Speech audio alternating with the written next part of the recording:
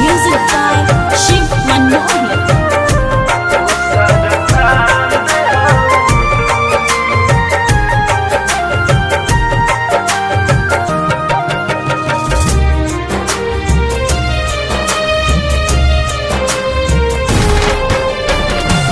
एगो चांद के सबके जाने दूसरा चांद हो तू।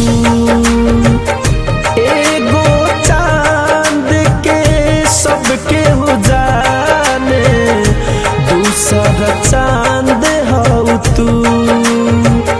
सातों रंग के सबके पता बा आठवा रंग हो तू। एगो चांद के सबके जाने दूसरा चांद हो तू।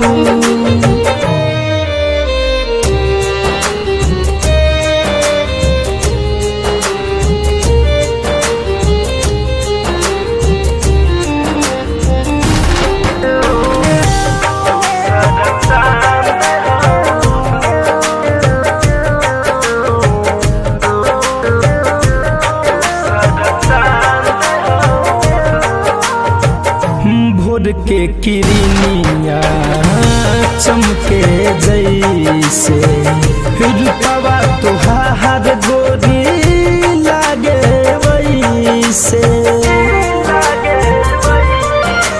हो आहा हा हा हा भोर के किरनिया चमके जैसे रूपवा तुहार गोरी लागे वैसे। एगो जान के सबके जाने दूसरा जान हो तू। एगो जान के सबके जाने दूसरा जान हो तू। सातों सुर के सबके पता बा आठवा सुर हो तू।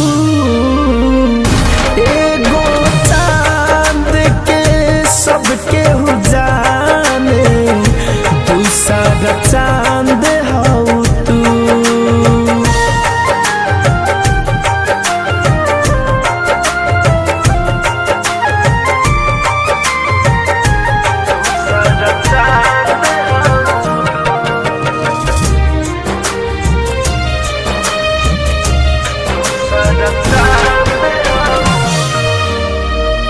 बनवा में जबो जबो गावे कोयलिया बोले मीठा मीठा लागे बोलिया।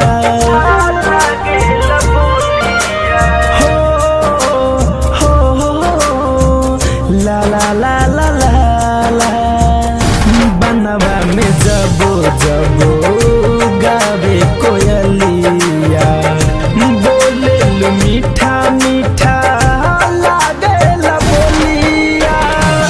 चंपा चमेली के फूल से ज्यादा खिलल रहेल तू। चंपा चमेली के फूल से ज्यादा खिलल रहेल तू। धड़कन धनंजय राजा